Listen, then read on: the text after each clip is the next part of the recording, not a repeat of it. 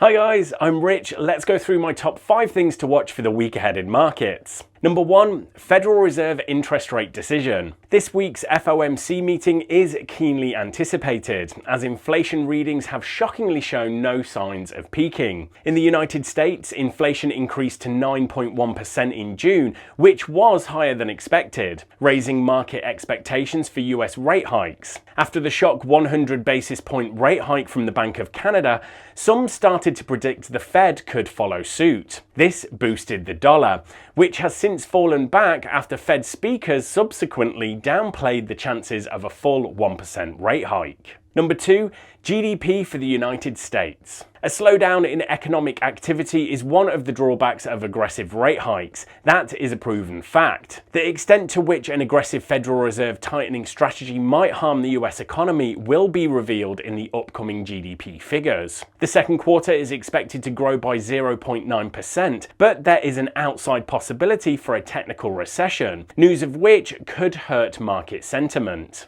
Number 3, Eurozone inflation and GDP. Markets will be closely watching Eurozone inflation figures on Friday, alongside the first release of Q2 GDP. The consumer price index is expected to rise to 8.8% from 8.6% in July, according to forecasts. Further gains in inflation readings indicate the ECB will stick to its already declared plan of raising interest rates at its next meeting, while also increasing the appetite for bigger rate hike in the September meeting, especially since the euro hit parity with the US dollar, which hasn't happened in 20 years. Number 4, important earnings announcements. The US stock market will see several important earnings announcements this week. And while the stock market overall sentiment appears unstable, long-term investors continue to base their investing decisions on earnings and quarterly results. Earnings are expected from companies such as Apple, Amazon, Meta Platforms,